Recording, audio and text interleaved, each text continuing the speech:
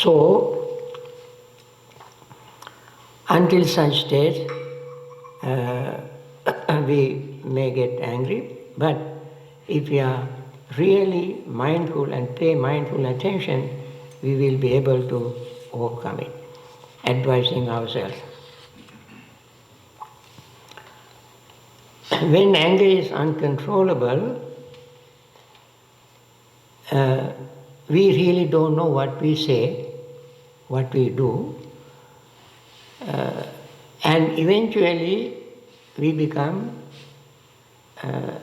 victim of our own anger, and later on we regret. We regret for saying something, doing something, even thinking of something with anger. Later on we regret.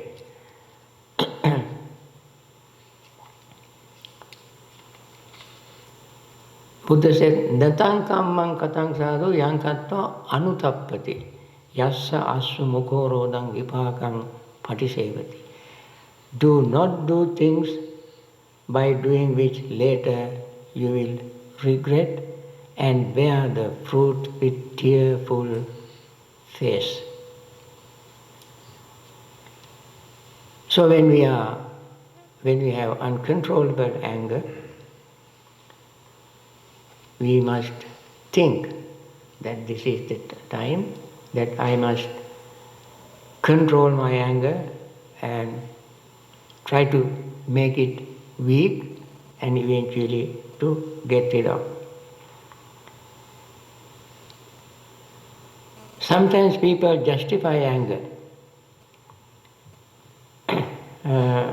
We have to get angry to get something done, show our anger, show our temper.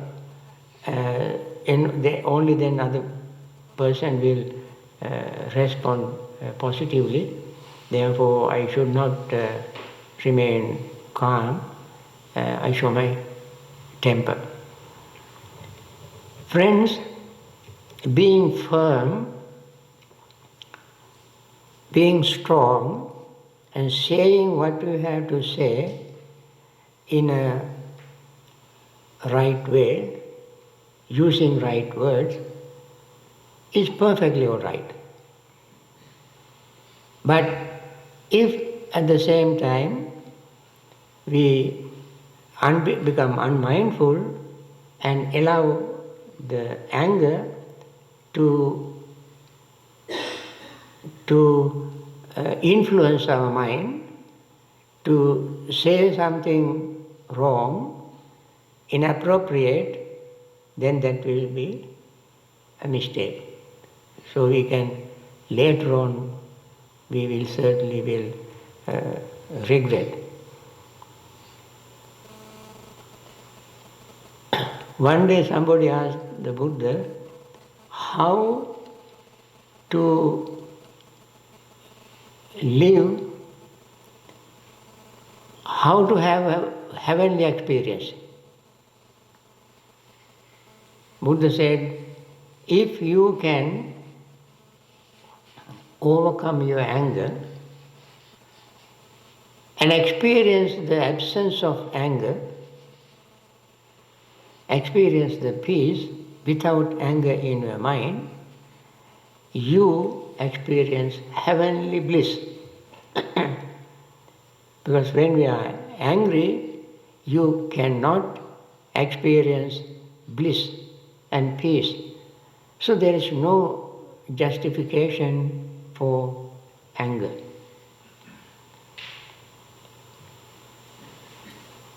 Another thing, why we get angry,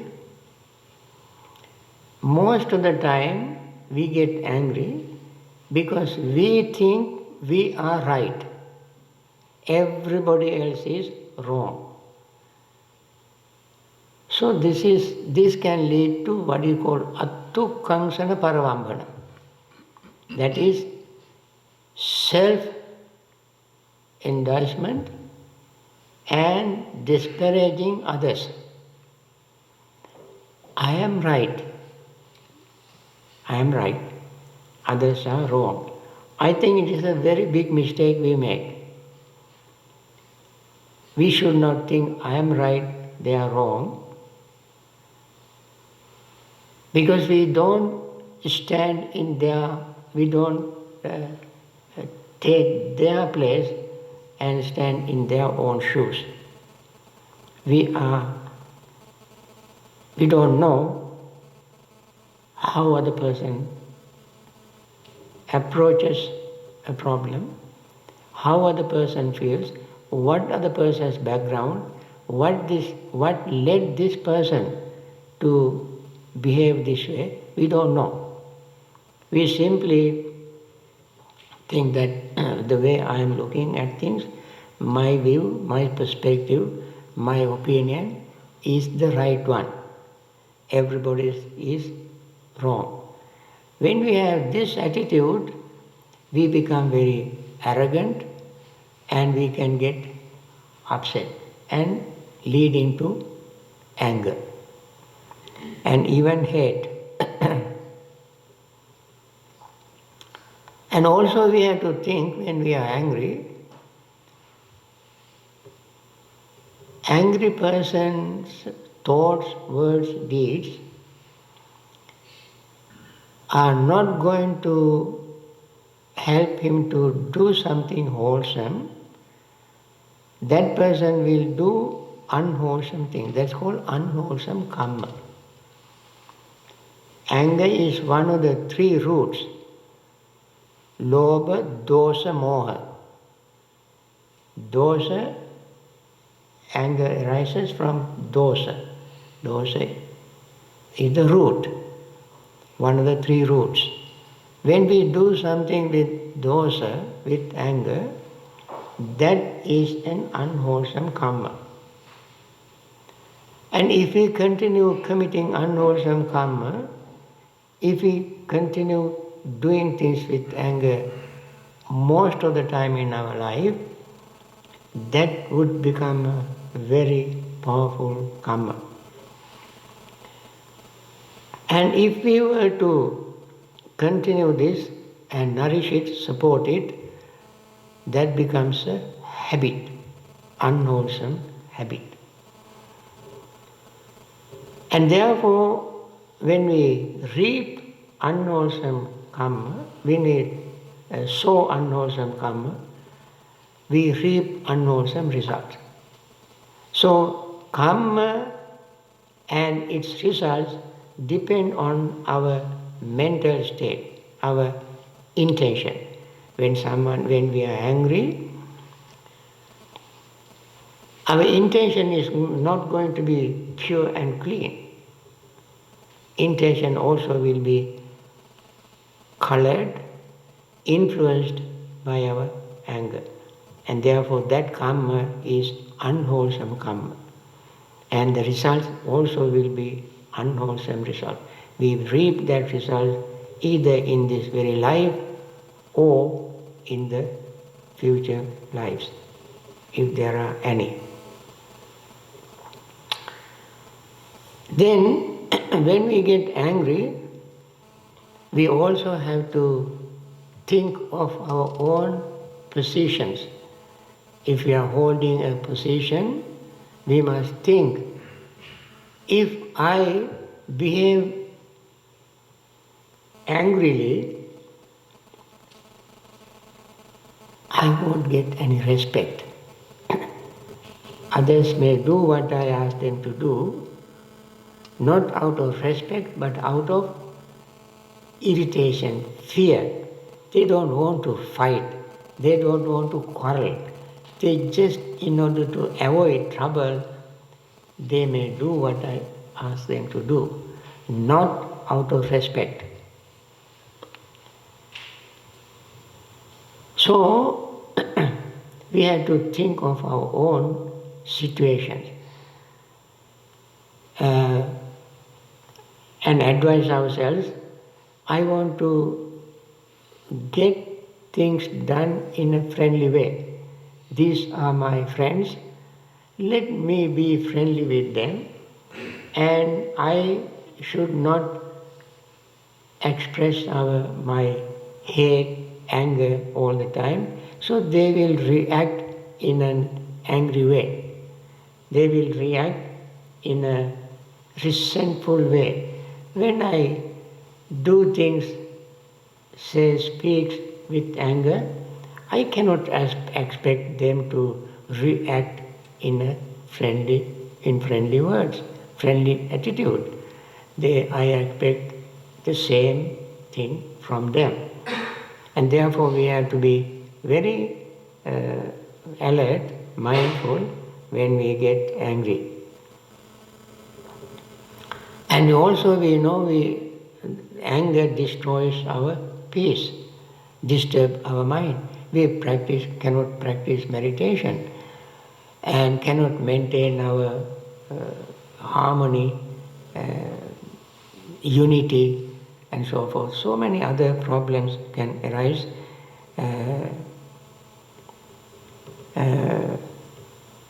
when we behave in anger. And sometimes, just like in this early little story I mentioned, in Vedehika and her servant girl. Servant girl wanted to test her mistress, and she did something to irritate her. And this woman got upset, irritated, and expressed her anger. Similarly, somebody can do something just to test our patience. Just like that Brahmin beat Venerable Sariputta to test his patience. If Venerable Sariputta reacted in an angry way, he would fulfill this man's wish. He wanted to prove to others that he is not, after all, that patient person. He wanted to prove. But Venerable Sariputta's patience disproved this man's belief, opinion. Venerable Sariputta did not react the way this man expected him to react. So sometimes somebody can just can do something just to irritate you. And if you are irritated, that person will say, he will be happy. Because you fulfill his wish, not wholesome wish. He just wanted to irritate you. And we, instead of becoming foolish, we have to be very careful, mindful, not to react in an unmindful way. Then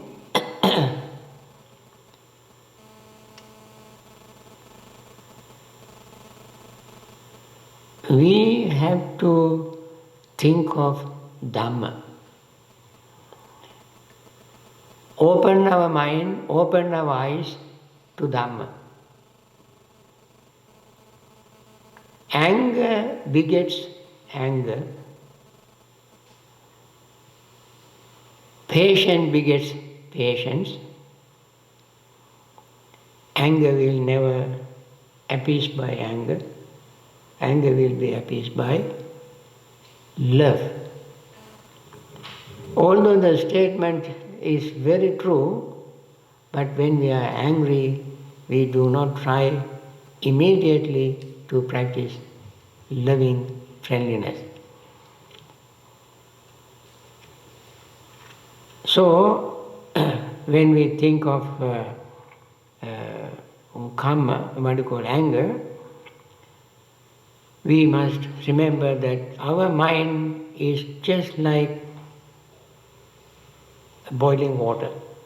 Our mind is like patience, sickness. We want to get rid of that sickness, the root of sickness. And we become like sick people when we are angry. And we don't want to get into that. Then,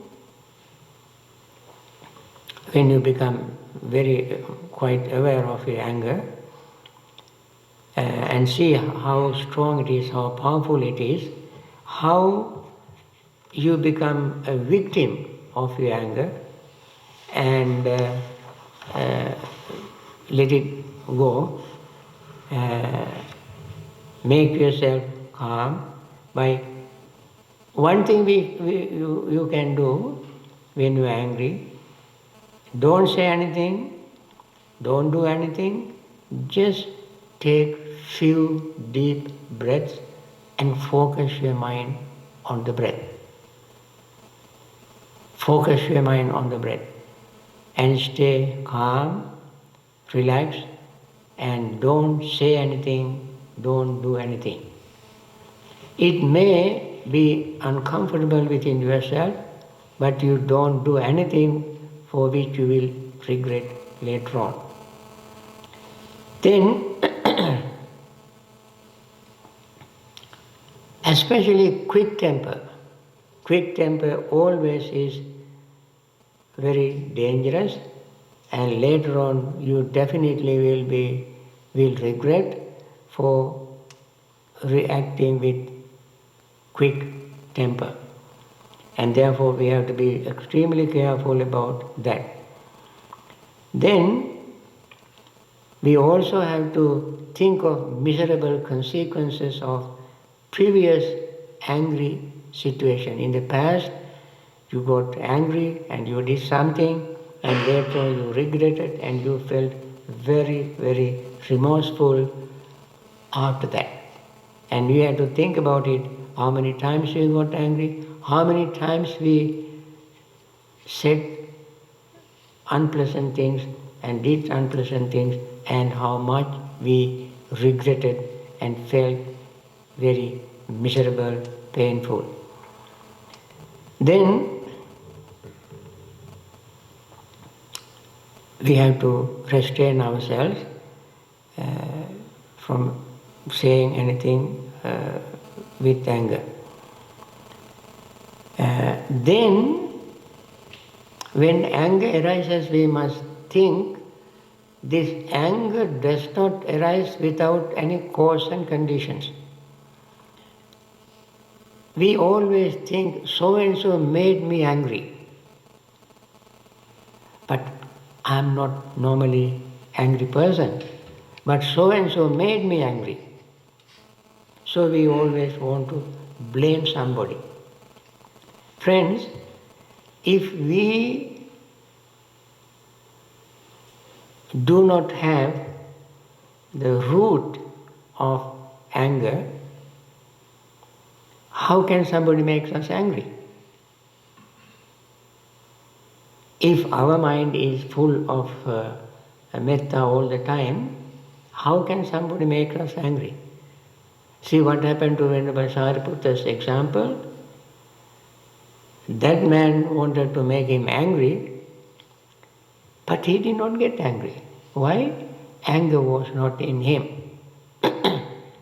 There always is, it depends on causes and conditions. It doesn't arise by itself. There has to be something in you for somebody to trigger your anger. Therefore, when we get angry, instead of blaming somebody, we have to look at our own mind, go deep inside our mind to see why I get angry. Then we are following the Buddha's Dhamma, Buddha's teaching. When we are patient and listen, we always can come up with very amicable, friendly solutions to our situations. We always try to follow the Buddha's example. You remember very famous story of a man called Akkodana, who was very upset with the Buddha. He was upset with the Buddha because Buddha encouraged people to follow his Dhamma and even become monks. There were several people who were very upset with the Buddha because that Buddha was encouraging people to give up sensual pleasures and practice the Noble Eightfold Path and attain liberation. Buddha's mission was to help us remove our suffering. He wants us to be free from suffering. So he advised, he had encouraged people to become monks and nuns. He did not force, but he he gave sermons in praise of becoming monastic, liberating and so forth. So this man was very upset about it. And he went to Buddha one day and scolded him using very unpleasant, nasty words. After scolding him, Buddha very patiently listened to him. So Buddha did not have any faults in him to be scolded, but this man made up his own stories and scolded him. Buddha was very patient and listened. And at the end, this is a very famous story. At the end, Buddha asked him, "Mister, do you have friends and relatives?" He said, "Yes, I have plenty of friends and relatives." "Do you visit them periodically?" He said, "I do visit them very often." "When you visit them, or when you invite them to your house periodically?" He said, "Yes, I invite them to my house." "So when you invite them, do you prepare a meal for them, dinner or lunch for them?" He said, "Yes." "And when these friends and relatives refuse to eat for some reason, what would you do with the meal you prepared?" He said, "Well, I enjoy with my family." Then Buddha said, "Mister, similarly, you gave me a gift. I do not accept it. It's all yours. You enjoy it." So, Buddha was so patient that he taught this man a lesson and made him feel embarrassed and pointed out to him how foolish he was to come and scold the Buddha. Now, as I said, even if somebody wants to irritate us, make us angry, does something or say something, and if we do not react in anger, that person would feel embarrassed. And we learn a very good lesson for not trying to irritate someone who has not done anything wrong to that person. So that's why I started this talk with patience. We have to practice patience that would reward us very handsomely. So,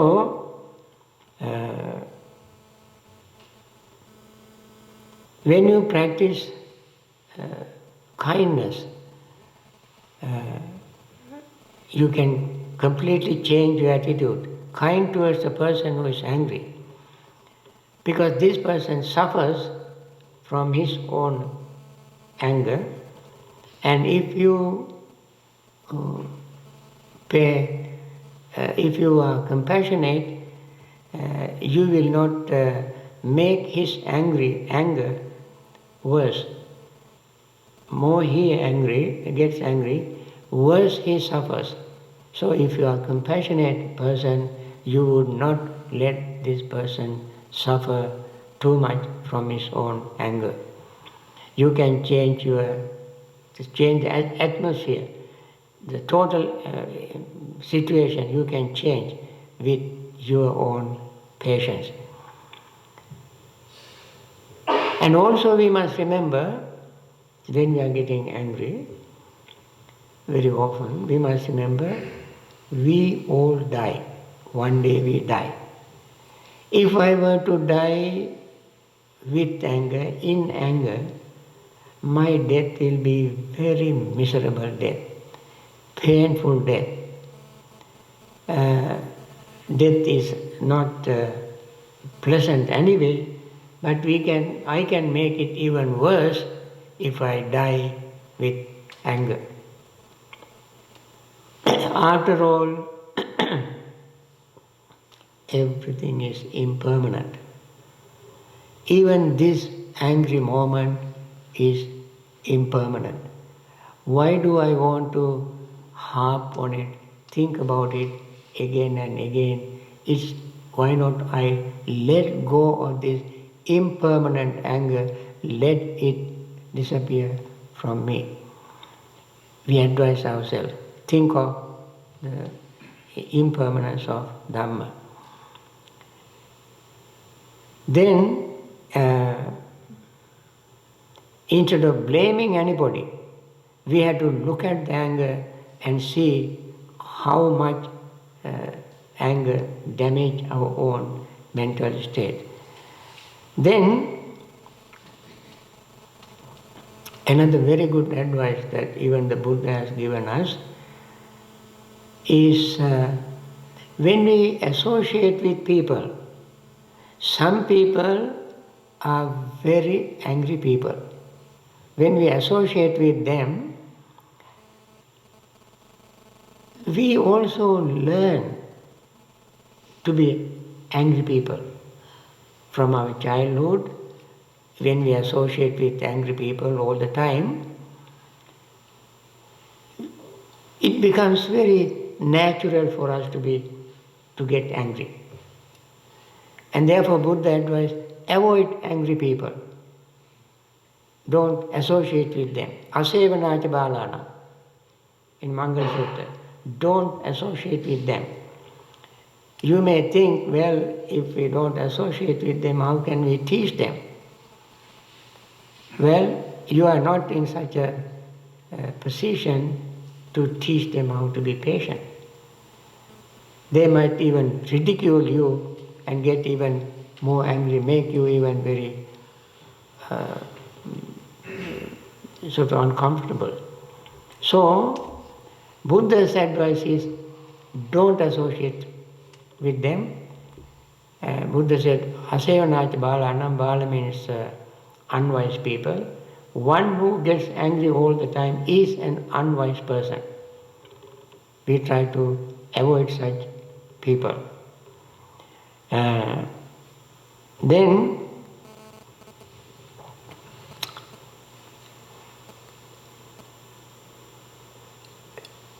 don't try to play what you call codependent role. Somebody is angry and you think so and so is angry, why don't I get angry? So I can talk to him in angry tone, using angry word. Since he is angry, he is scolding me, I also should be even with him, so you scold him even more. Or if he does something to hurt you, you do something even worse than that person. So there will be this tug of war with anger, and no one will have peace. And therefore when one is angry, the other person has to be patient to deal with anger. Then other practical advices. When you are angry, try to avoid that angry situation. Go for a walk. Do something. Attend to garden. If you have a dog, take care of the dog. Walk the dog. Take care of your cat. Take care of your house. Clean the bathroom. Do something just to avoid that angry situation. When you are engaged in some activities like this, your anger will fade away. You don't worry about it. Then try to find good friends. Friends who advise you to get rid of your anger. Tell you how we be patient, how to avoid angry state of mind. That person will advise with compassion without expecting anything in return from you. And above all, listen to Dhamma. Read Dhamma books. Think of Dhamma. Listen to Dhamma talks. And do Dhamma chanting. That, friends, is a medicine. That is why we recite every day, Ye ke chosadha loke vidyanti vividha bahu dhammo sada samangnati etang piyuta bhikkhavo. Of all the medicines in the world, Dhamma is the best medicine. Therefore, drink this Dhamma medicine. By drinking so, you will be free from suffering. So we open a Dhamma book, listen to Dhamma talk, have a Dhamma discussion, and do even chanting to free your mind from anger. Because Dhamma that we read, listen and discuss, always soothing, comforting our heart, our mind. And then listen to Dhamma chanting. Sometimes people listen to music, some lulling, soothing, soft, gentle music also sometimes help to reduce your anger. We advise listen to devotional Dhamma chanting, devotional chanting. That would be very beautiful and meaningful. And then investigate Dhamma. Analyze the Dhamma. Look at the Dhamma and spend your time in analyzing, investigating Dhamma. That would be a tremendous help to overcome your anger. And then practice metta. After all this, practice metta. When anger fades away, practice metta. Then metta really will work.